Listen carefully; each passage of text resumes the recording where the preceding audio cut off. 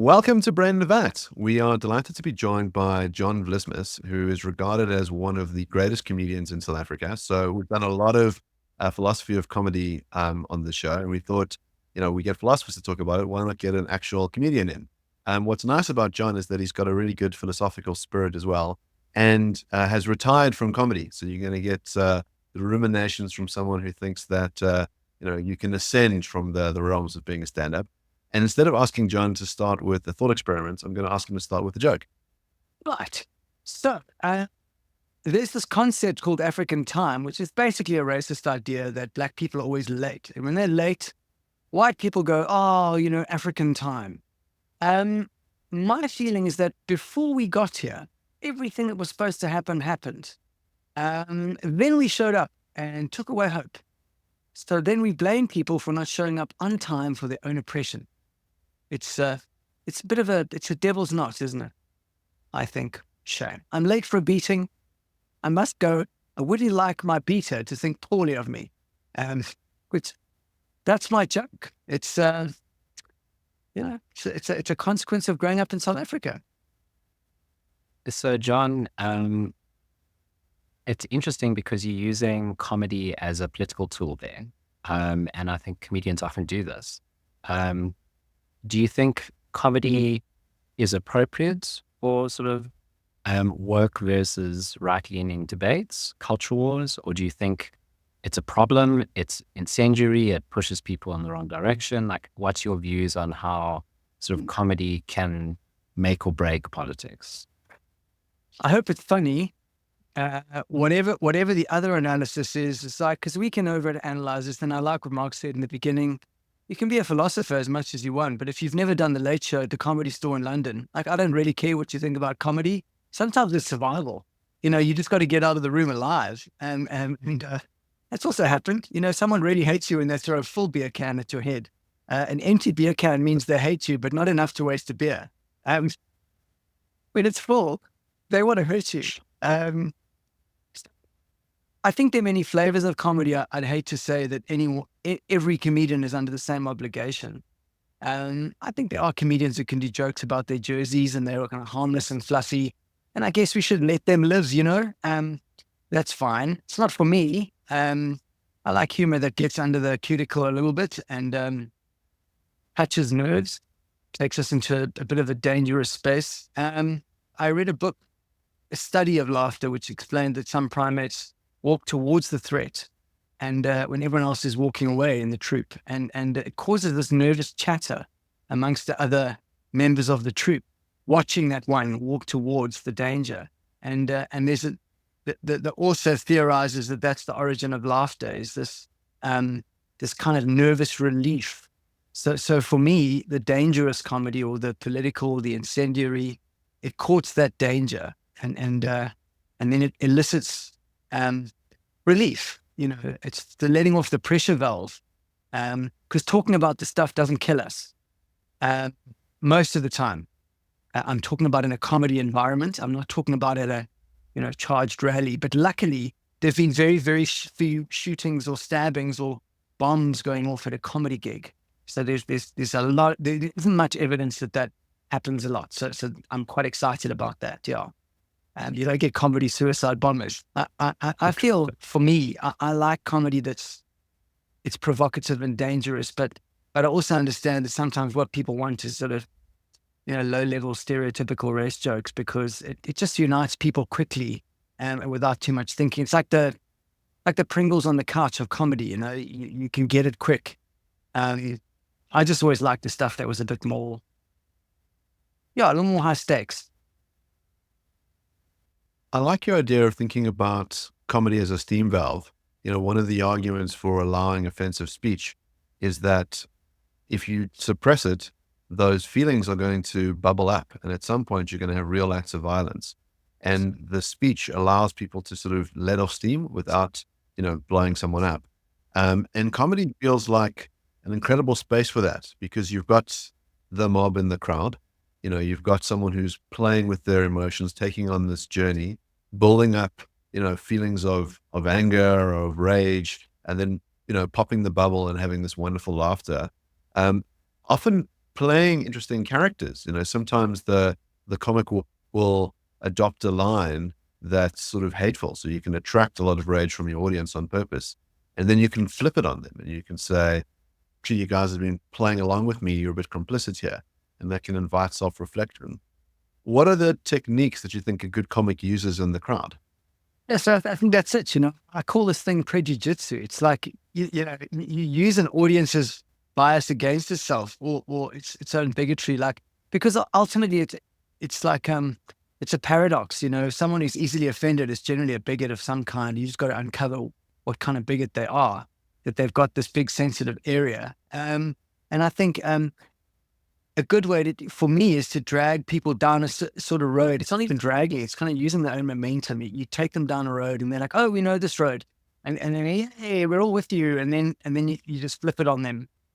Peter Gaze taught me this. He always said to me, he didn't always say it. He said it once, but he said, you should try and put some spikes amongst the fluff. And the thing he did that I'll never forget was there are two things. One is he was playing a little girl at a national party, a fete, like a church fete, and he played along as this little girl, and he kind of made you kind of go with the cute harmlessness of this little girl, and you were fully with him, and she was making silly little jokes and whatever. And then finally she looked down and said, "Do you like my shoes? They're my favorite shoes. I was raped in these." And like it punched the audience in the stomach, because we were lulled away from the idea of where he was, which was this menacing organization's kind of pretense at civility. And he was showing the audience that. And the other one was, in one show, he was playing with a doll, and they used to be called, like controversially, gollywogs in Enid Blyton's kind of world. And that's become a very sort of, a cancelled term. But this little representation of a black person from sort of, stereotypical 1950s or something cartoon. And suddenly he was playing with this doll, and then he threw it into a spotlight, and everything went black, just this one spot. And I Get a Kick Out of You started playing Frank Sinatra, and then he kicked the doll to death. And you realize that he was sort of reenacting the death of Steve Biko.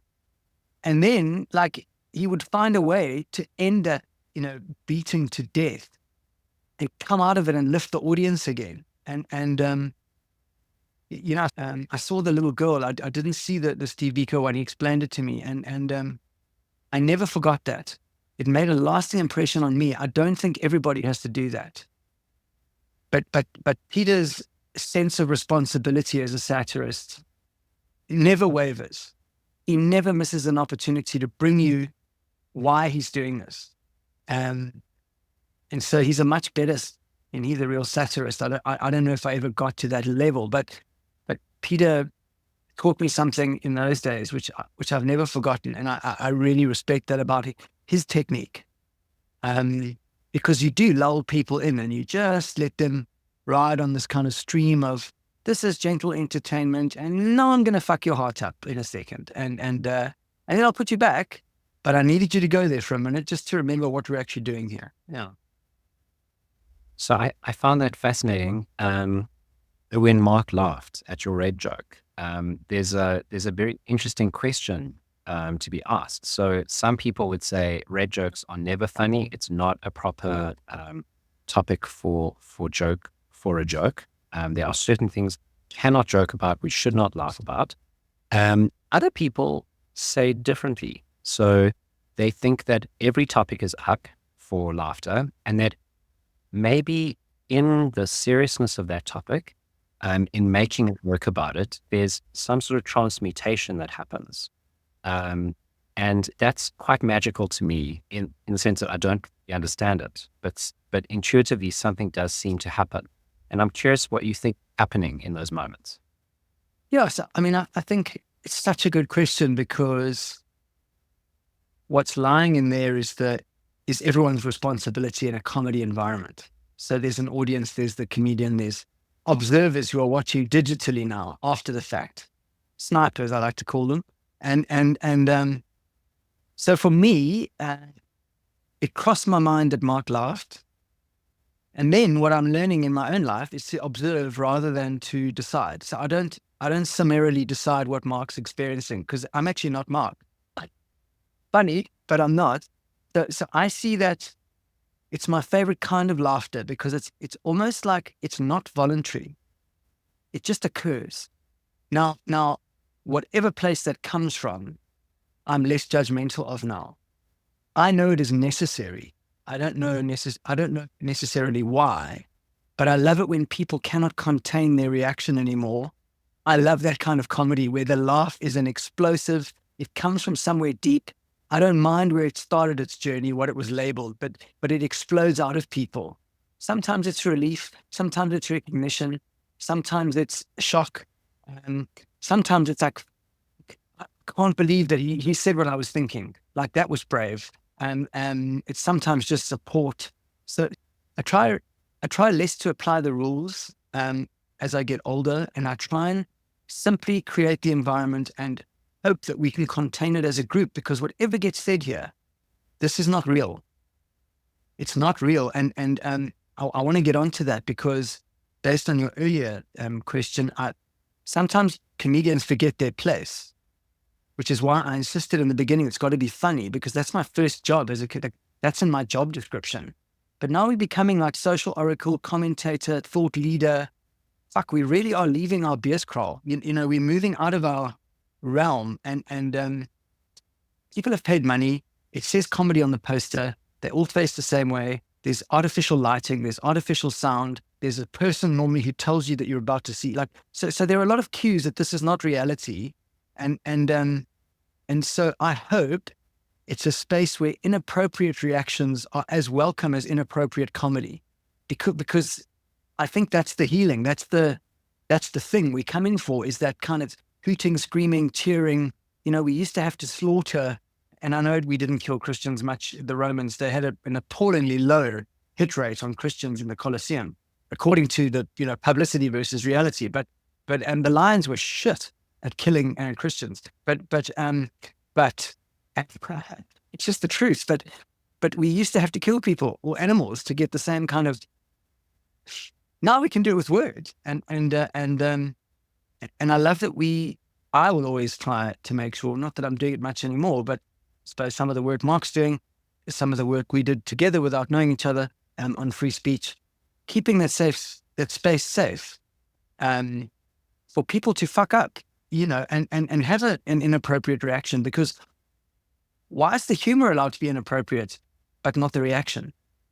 That's a very strange equation to me. It should all be allowed, and then we finish, and the show's over, and then you cannot laugh at rape. We know that in reality, rape's not funny. But slipping it in a play, okay, even that was interesting. But the point is, if we put it in a context that is so just not what we saw coming, you should be allowed to have a human reaction to that. So I hope that, part of this is not just about the comedian being allowed to do whatever they want, but I really hope the audience gets to do whatever they want, because that's what this is for. Yeah, there's a lot of wisdom in that. I mean, as you say, you create this special sacred space where you can engage in the kinds of behavior that are illicit. So, if you can imagine a real child coming to you and saying, I was raped, you would never laugh at something like that. It'd be this deeply serious thing. But because we're in the realm of pretend, that the joke works very well. And it works, I think, for two reasons. The one is, as you say, you've set it up that you've got this National Party, apartheid government, sinister edge, and that we know that edge is in the background. And then we have this very sweet character there. And the dissonance between those two builds up the tension. And so when you put in the absurd joke, it allows for the eruption of laughter. It's so dissonant to expect from the child. But in some senses, it's meant to show a genuine horror that's been lurking around that we're all aware of. And so it's very effective. And then the involuntary laughter, and maybe, as you say, catch the audience and they go, what kind of a person am I? How could I laugh at that? But it shows you something about yourself. You have that moment, and that's a power in that.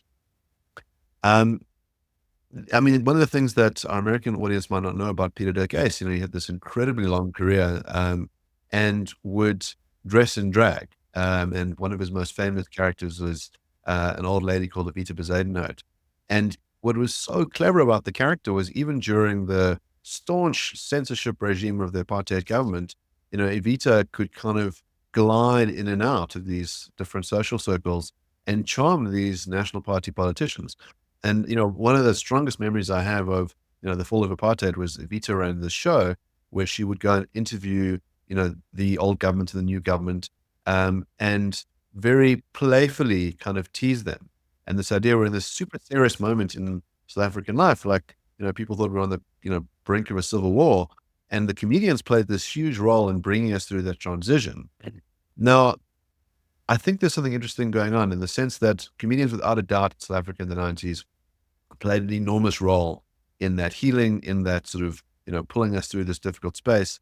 But there's also a sense in which, there is a cap on what a comedian can do. As you say, we've sort of said that modern philosophers are comedians and they have to be these social oracles, and people seem to go to comedy shows not to laugh, but to be told what to think. And there might be a sense in which you've now lost some of the rights that a comedian has because you've just become a political pundit. You're no longer in that sacred space. You're in some different space. Yeah. Yeah. I just today I was just doing a talk on there's an article a while ago written by someone working in the UN about the disintegration of communities in the kind of the homogenization of this universal sort of identity that we aim for. It's all molded by social media, so impossibly thin, impossibly rich, impossibly happy. This ridiculous family that's always on holidays, always bonding, is always doing good things. Like, it's just bullshit. And the result of this loss of quirky communities that used to, or institutions that are disintegrating from lack of support. The disintegration of communities has another effect, which is people are joining what they call alienated tribes, and it's the practice of alienated tribalism. And I don't know if you know of this, but so sects and cults and on the dark side, gangs and whatever. But it's not just that. It's the Jordan Peterson army, or it's the Wim Hof tribe, or it's the everyone is running off to these like really under equipped. Because they're not really fueled by the central theme or the idea or the doctrine. They're fueled by people cherry picking 4 things they like and then quickly deciding what this army's values are, or this gang or this sect. And I think some comedians have done the same, because there's Dave Chappelle people and they'll go to war, over that. Or you find, there might be a Russell Brand defender, or like, so comedians, you can talk truth to power, but it's very dodgy when you become the power. What's the deal? Because he said, using a quick little Seinfeld phrase, because you can't be the power. That's the one condition of being a jester. You can say that the jester is a powerful figure because he talks truth to power, but the truth is the jester lives on a knife's edge, because at any moment his head's gone. So he has very little power. So when you become the power, and to still kind of say that you have the right to talk truth to power, that's a very strange thing for me. It's the paradox that makes it valuable. Not, I always say that Dave Chappelle, for me, he lost me when he started acting like a rich white guy. You're cancelled and you can shut up and you must stop it, and I'll apologize if you do this, or like he was very conditional in some of his interactions, and then his shows became very much just explaining why he's right, as opposed to what he might have done wrong. And so I get a little bit nervous around when clowns claim to be the take the soapbox. That's a bit weird for me. So one view on this is that it's okay to punch up but not down. And the idea that if you're punching down and the group that you're punching is a racial group or a religious group, that then it's racist, then it's anti-Semitic or anti-Islamic in a way that's not acceptable. Yeah. But if you're punching up towards a group that supposedly has more power, then it's okay. Do you think that's right? I have a huge problem with it because for me, some of the best comedy in the world is completely unnecessary cruelty. It's completely gratuitous. It's so gratuitous that it's a cartoon. Like kicking a street child for some reason can be very funny in a joke. And because it's someone who's already had such a raw deal, like now they're getting a worse deal. Now they're a street child with a shit life who's just been kicked. Now it's the comedy world again. Like we're not going to go and kick street children. Like surely there's some kind of, and I suppose this is very gray area. So I do understand that it's worth getting into. But my job is to paint pictures, and they're only ever going to be pictures. Like there's no doubt that what I'm doing it's a sketch. So if I'm arranging to go and kick street children and film it for like the entertainment, that's a different crime. And so I also don't ever want to say, when we went to work on that hate speech thing, we just helped with gathering some input, but we never intended for hate speech not to be a crime. That's quite a good thing. But don't confuse the comedy club with the braai. Like my job is, I'm a comedian. So I don't know what's going to happen at the end of this month. I don't have a job or a pension fund, or, I don't have like a reliable medical scheme from my employer, and I'm not trying to be a victim here, but I've given up certain stuff to chase this idea that I'm going to tell jokes for the rest of my life as a living. So when I put a show together, I do have some space to talk shit. And you can't really do it in the office. That's not the same thing. And there is this defense of like, but I'm only joking. No, Tucker, it doesn't work. Like, don't pull that shit. So, and the reason I'm saying this to you is I'm just explaining that punching down it's got to be part of the same freedom. Because it's funny. We are humans. We are based on the idea that like the stronger ones do better. And we congratulate ourselves when Mr. Bean cannot buy an ice cream without it becoming a 30-minute fucking disaster. We laugh for one reason. We are congratulating ourselves that we are not that idiot, and we are much better at buying an ice cream than he is. To deny our nature is quite a dangerous thing, because then we end up with this sort of toxic activism where people in comedy shows are now referees or head prefects, pointing out what you are allowed to laugh at as an individual. See, I have no idea what Mark has been through to get to this point as Mark. So who am I to decide that him having a reaction to the joke earlier, that I now make a value call on him? That's why I'm saying the bigotry's in me. The fact that I'm offended enough to act, I'm not really doing it on behalf of society. I'm trying to look good. And that's a bit freaky.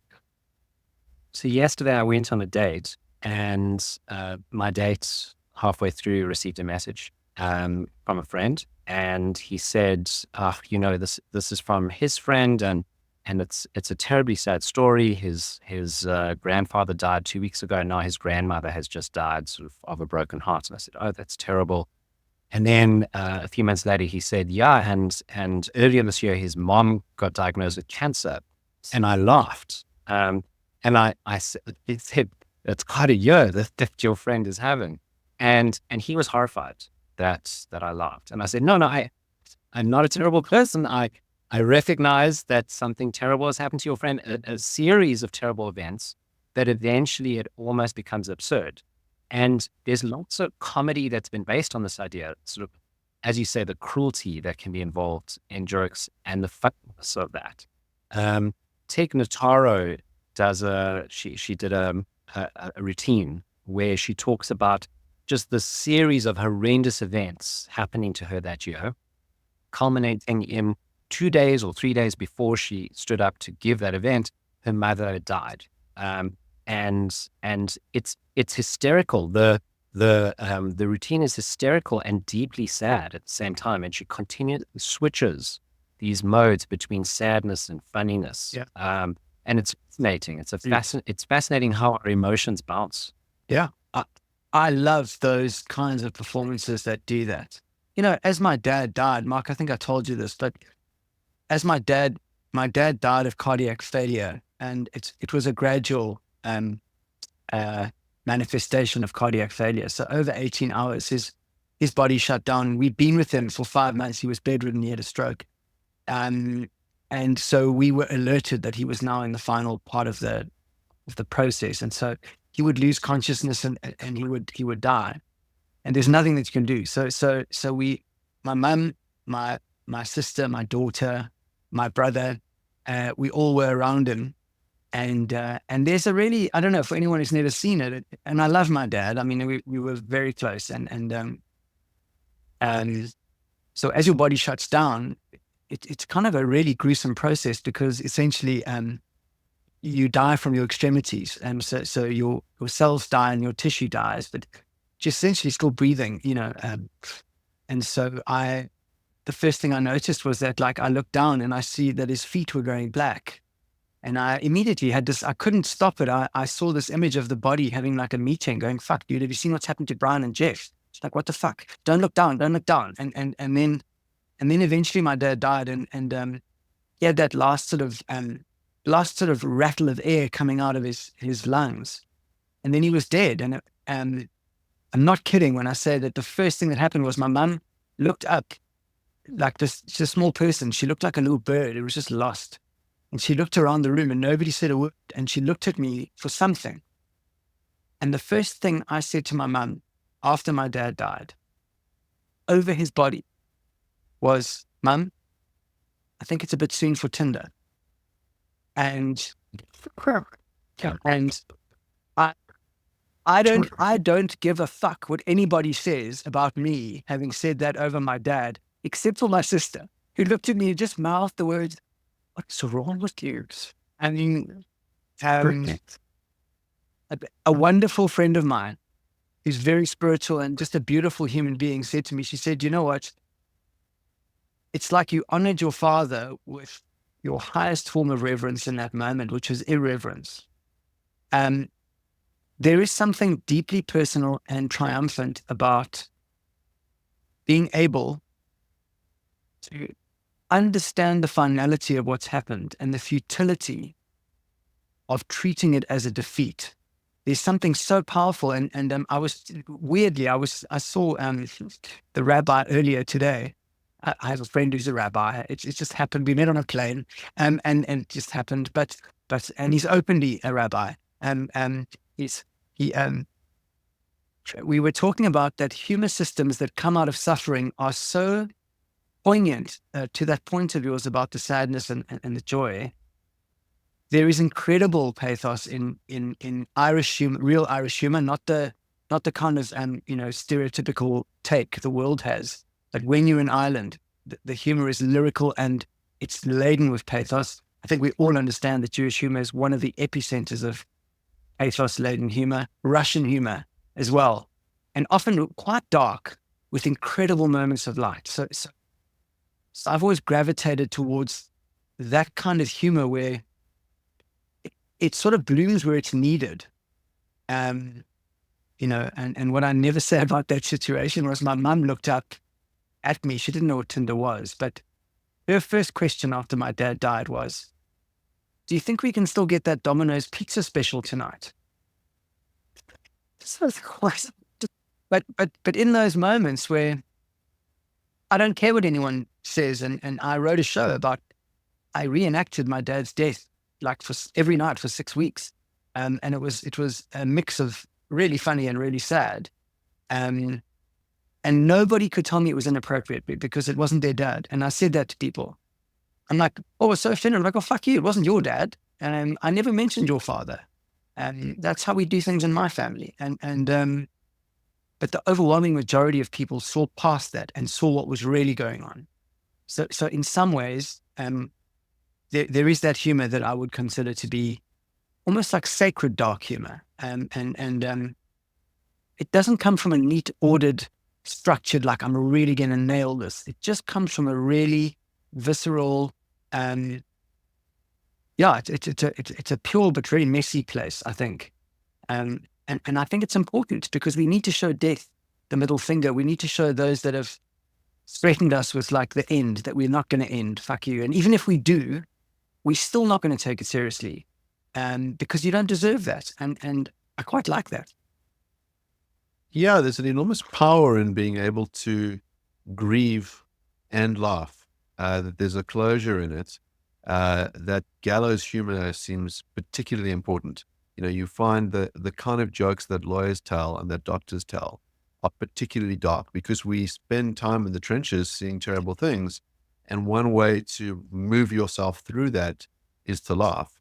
Um, I think that there's a certain kind of person who seems incapable of understanding why the stuff is funny.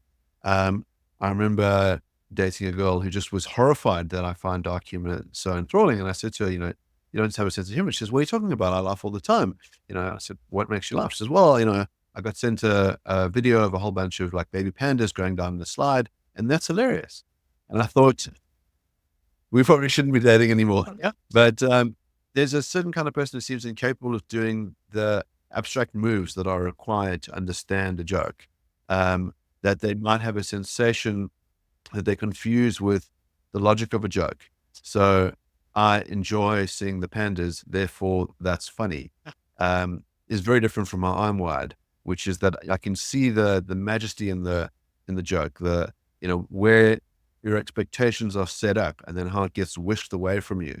There's a logical game that's going on with comedy. There's a timing that's so interesting. And also it's visceral. So, it might be that you can only do the diagnostic exercise after you've had the visceral experience of laughing. And then you go, wow, the journey that I got taken on was so clever.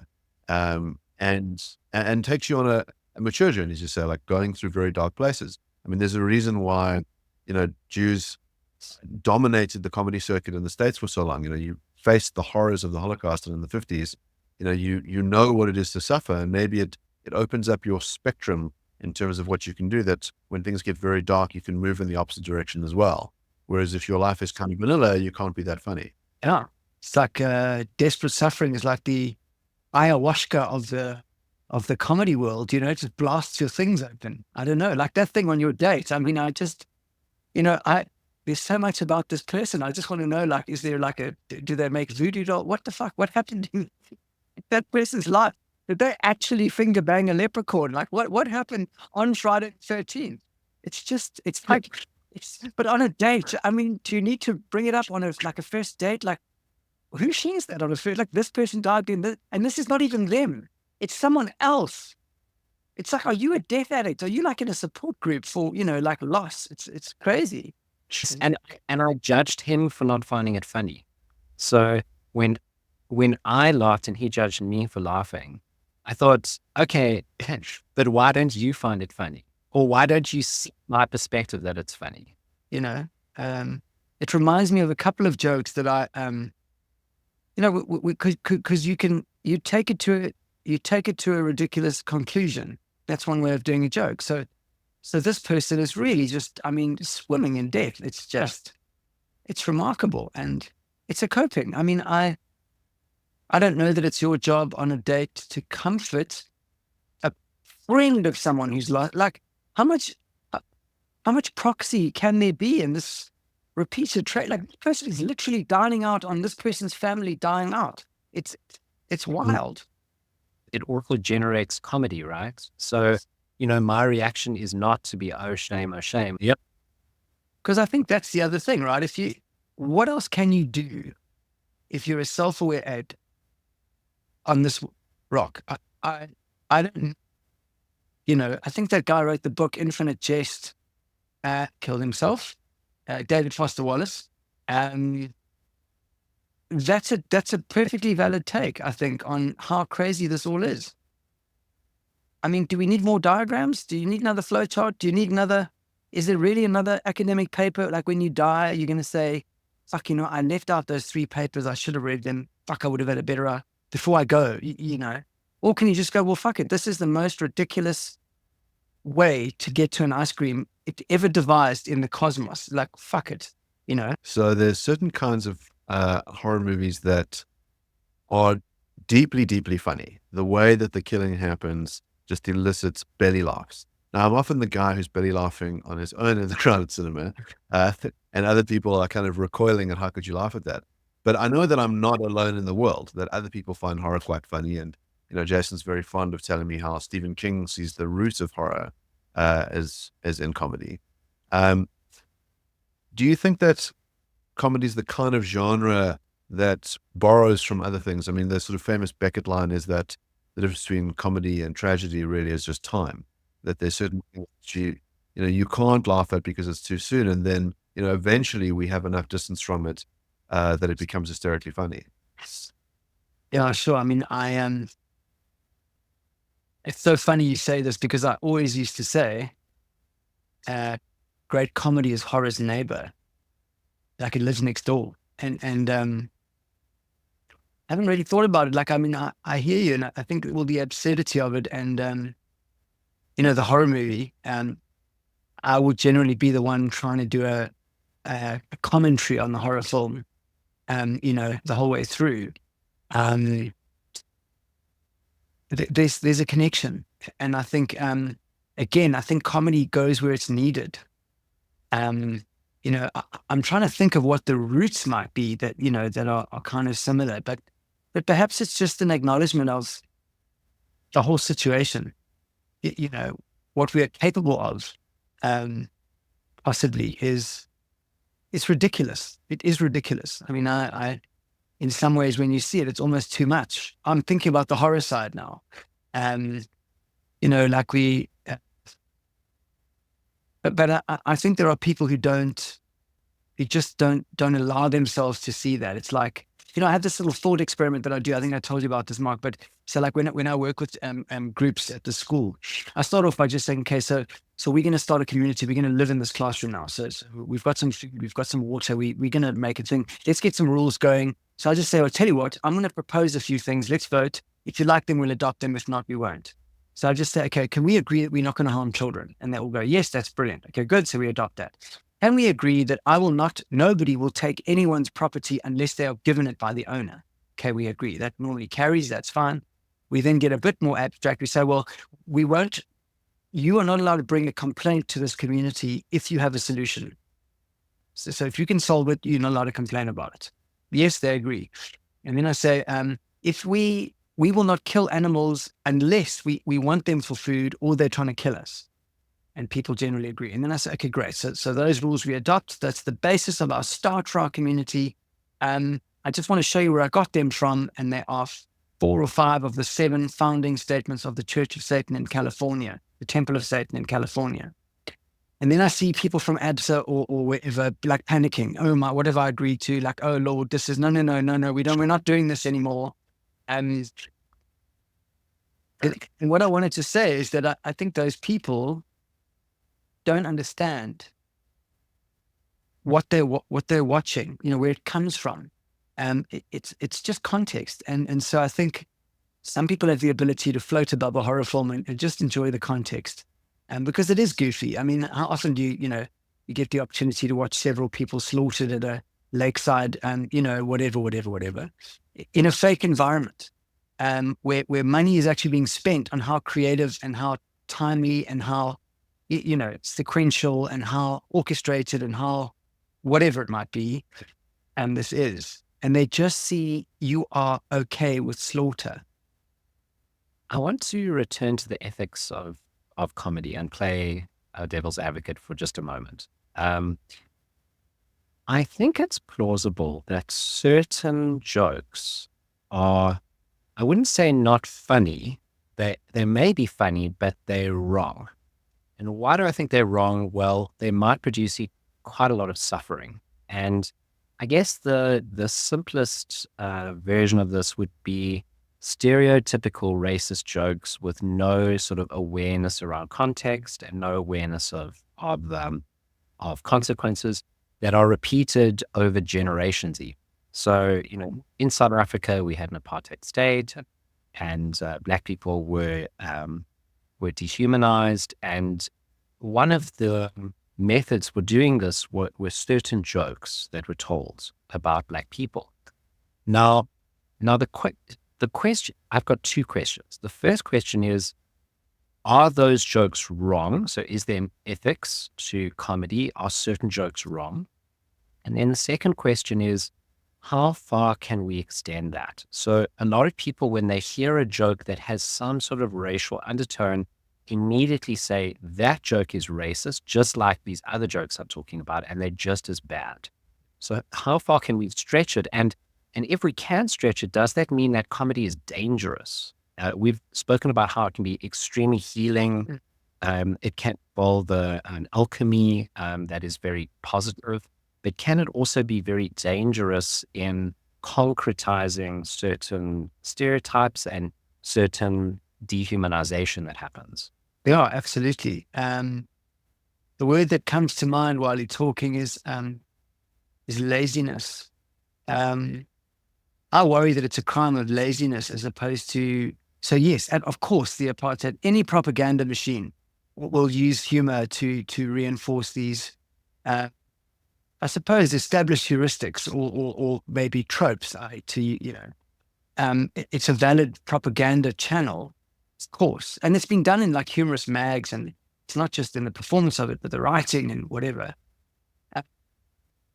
But again, I'm always nervous to tell people what they should and shouldn't say or listen to.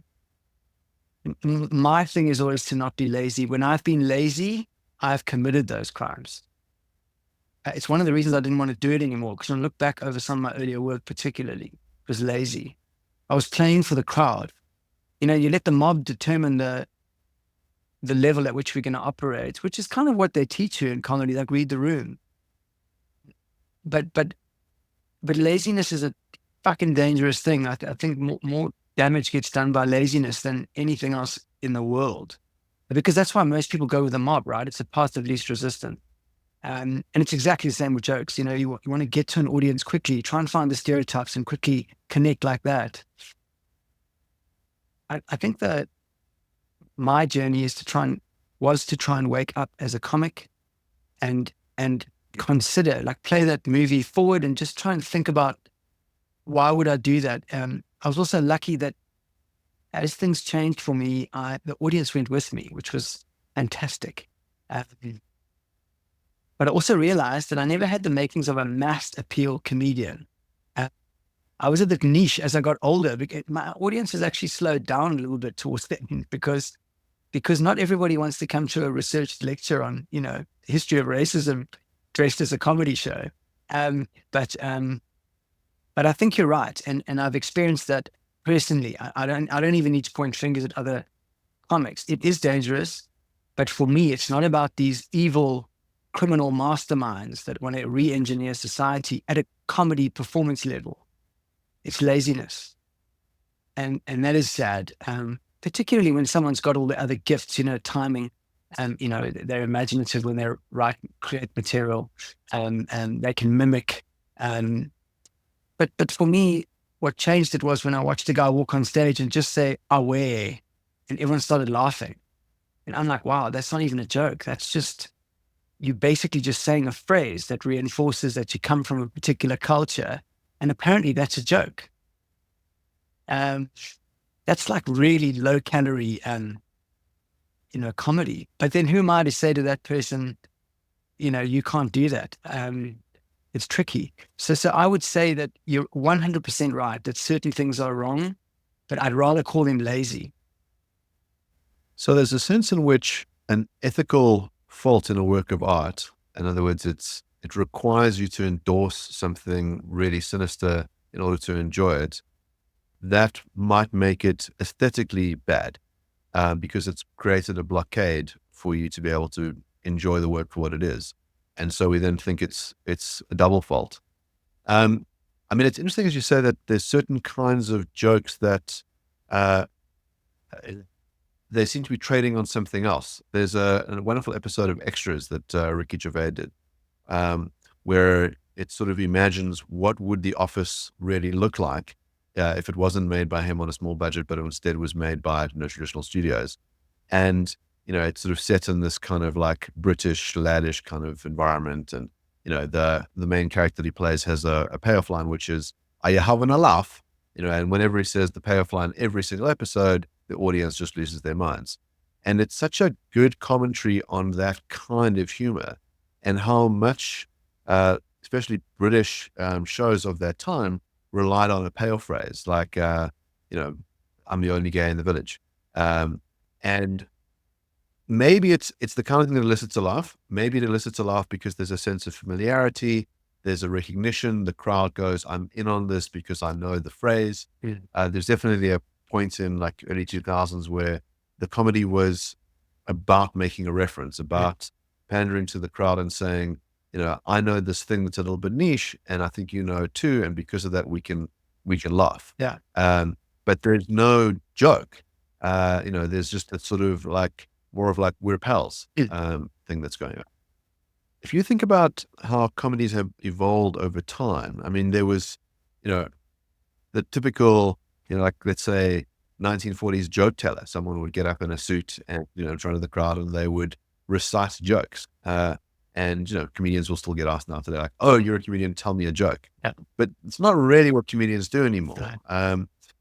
How do you think comedy's evolved? What are the bits that, we've maybe lost that were successful and the things that we've evolved into that are, make it a heightened art? No, it's just so funny because people often say to me, hey, tell me a joke. And I actually came up with one because I just read one that I loved. So I have this joke in my back pocket. People say, hey, tell me a joke. Like, you're a comedian. I go, what's brown and rhymes with Snoop? Dr. Dre. And that's my and then they go, and it's got this wonderful thing where they move away from me. They don't want to hear another one. So that's perfect. But you're right. It's definitely changed. It's interesting because I have a huge love of old joke tellers. And my dad was a fantastic joke teller. Cyril Green, I could listen to Cyril Green say anything. I just adored him telling stories. But I think you're right. And I think I think that the line is blurred. I think of two things in particular. One is everyone knows about Nanette, that show Nanette, which was really something it gave me permission to leave comedy, essentially. But it's interesting because she's actually come back now. She's very famous and she's a full-on touring comedian. I'm just trying to remember her name, Hannah Gadsby. But there's that. And then another man who I love to pieces. And as I say that, I'm trying to remember his name, but he's the American stand-up comedian whose wife died quite young and unexpectedly in her sleep. When I remember his name, you'll know him. Exactly, thank you. I've always loved his work, and he did a wonderful show, the first one after his wife died, where he was very funny, and then eventually he ended up on the floor on this kind of physical little thing that he was doing, and he was just fucking around for too long. And then he looked up at the audience and he said, look, I'm really been messing around because I don't want to do this next part. And then he told the story of his wife's death and his daughter and him. And it was just really, really heartbreakingly beautiful. And then, I don't know if you saw it, but he was walking through this unbelievable tragedy for this little girl. Because when he says, when I sat down with my daughter, I knew that the next words out of my mouth were going to destroy her life. And I had to explain that mom had died. And it was just, he takes the audience on this incredible sort of thing. And somehow he gets them to this point where he's the successful single dad. He's trying his best. And it's really poignant. And they end up going back to his wife's grave to tell her that it's going to be okay. They think they're going to make it. But there's an Armenian family doing a burial. And it just gets more and more ridiculous. Like there's people wailing, but then there's a boombox and someone is selling something. Like it just builds and builds and builds to this ridiculous. And I suppose you could say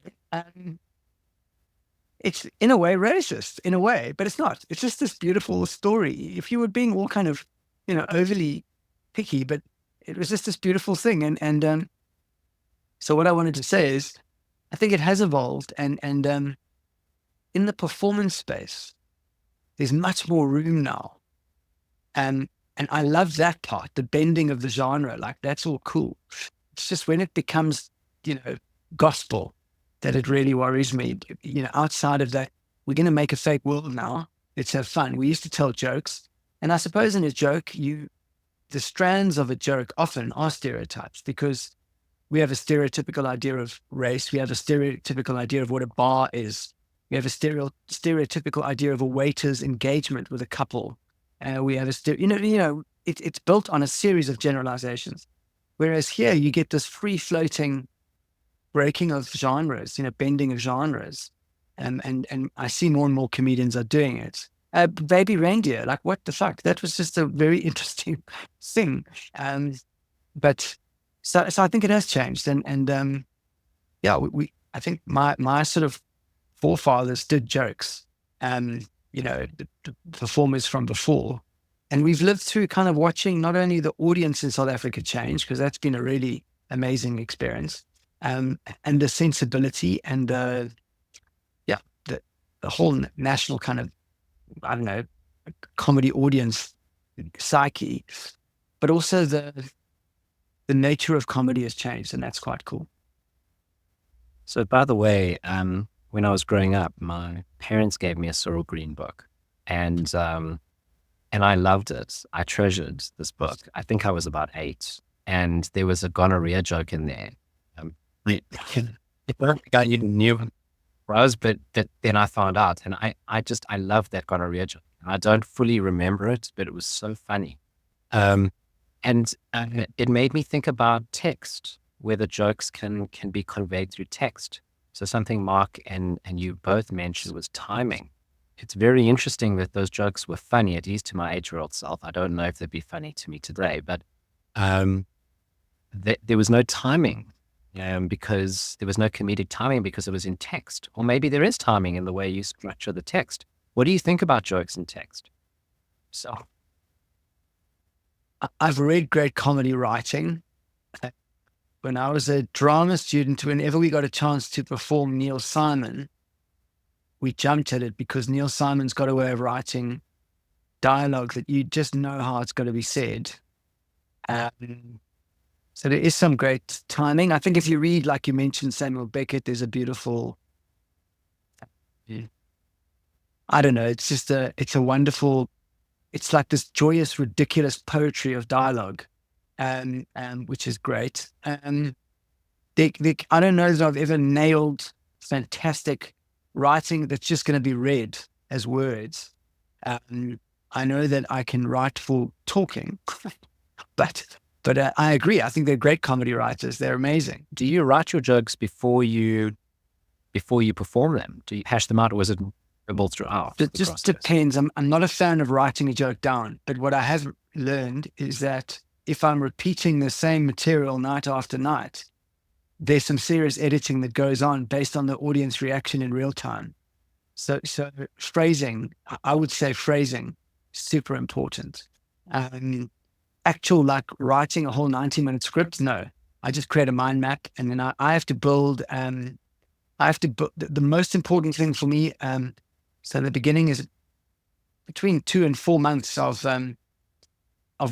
research and writing the most boring essays you've ever read in your life. In fact, nobody will ever see those. And then structuring an argument. So I know Mark and I spoke about this before. I kind of I'm very obsessed with watching court cases that are broadcast, because I love how arguments are constructed. And it's similar for me. I've got to put together an argument for myself that's going to run 90 minutes. And I build signposts, so there's like a roadmap between broad topics. And the final thing is to go and put the kind of what I call the knots per square inch into the carpet. So really go and pack the jokes in all along the way, and then always leave wiggle room. So you maybe 30% of the final show is not written at all and not even planned. And then that time gets sprinkled between bits where I play with the audience and just test things and see what's going to happen. So I'm not a big fan of writing jokes, but if you go to the Montreal Festival, for example, you get 7 minutes or 5-minute spots, or maybe 10. They want word for word. So that way would have been going to clubs, trying bits, recording it, and then transcribing it afterwards, so that I can supply them with the exact script. So that was a different experience for me. Yeah. It's fascinating that there's a mirror between what you do as a comedian and what we do at a philosophy show and what I do in court. So the idea of having a logical argument with various steps, we were trying to get to an endpoint with some room for improvisation. So, I feel that I perform best in court when I know exactly where I need to be. I know what the evidence is that I'm marshalling. I'm trying to be as economical as possible. So every word matters. You don't want to take up too much of your audience's time, and the audience in this case is the judge. But you also want this room to not be stiff. So I try not to write myself a script. I try and speak off the cuff. And you come across as more authentic then. You can imagine how terrible a joke would sound if it was read. There was a recent little experiment where a comedian got ChatGPT to write some jokes, and then she got on the stage and she read the jokes out. And I thought, what a disservice. If you had to do that to a human being's jokes, they would also, fail terribly. Maybe there's something funny about the situation, but you're going to kill the laughter once you remove the liveness to it. I know one of the techniques that Louis C.K. was quite fond of was to build a show through repetition. So you tour it, for a year until you film the special for the year. And then he would try and end on a crescendo and then delete the show, barring that last joke, which you would start for the next show. So that he was continually improving. This idea that like you're on a long voyage as a comedian. He's been sort of doing stand-up for decades. And you could say, well, I've got these great jokes, that's enough, and I can retire off that. Or you can say, I'm in an art form where I'm trying to master it, and I want to get better and better. And it seems like the kind of work of art where you can master it, but it's not a mastery that can be done on your own. If you're a swordsmith and you're trying to make the perfect sword, you can do that in isolation. But here you're interfacing with an audience, with other comics, with, the cultural setting. What are the things that you feel that you mastered in your time as a comic, and what are the techniques you use to get there? And I also always felt that the jokes were never finished. I love what you said. I love Louis C.K. I mean, obviously he had his own situation, but his phrasing is just phenomenal. His sentences are hilarious. I don't know how you do that, but I think always trying to put better jokes in, ruthlessly editing. So cutting out a lot of stuff if it didn't work. More than anything, getting into a hall with an audience. Like that's my favorite thing. Okay, tomorrow morning I'm going to go out to the hotel at the airport and host a conference. I can't wait for chaos to happen. Like I can't wait for things to go wrong because for me, that's the juice. I say that as someone who's never ever sold a Netflix special for $20 million. So please don't take my word for it. But when I watch someone like Louis C.K., that polish, I can see that long-term work in what he's done. Because you don't wake up phrasing jokes like it's a combination of lots of talent, lots of skill. There's a thing about timing, you just feel it. I don't know how else to put that, but you just get into a groove where it almost becomes visible where the next thing belongs. In the pause, you can ride the kind of laughter, you can pick the moment, you can almost use an audience. I started by talking about pre-jiu-jitsu, you use the audience's momentum against it. And that's very cool when you've got the room constantly bubbling. People are trying to recover from laughter and laughing again. Like it's, and it doesn't happen like, in a whole show. You just get patches of this incredible roiling kind of vibe. And it's how you manage those pots, and that's quite cool. And it doesn't happen every time. And it's always a bit of a challenge. Well, John, it's been an absolutely fascinating conversation. And for those of you watching on YouTube and listening on Spotify, please tell us what you find funny. Tell us if there are things that you think are too dark to laugh at. And we'd love examples in the comments.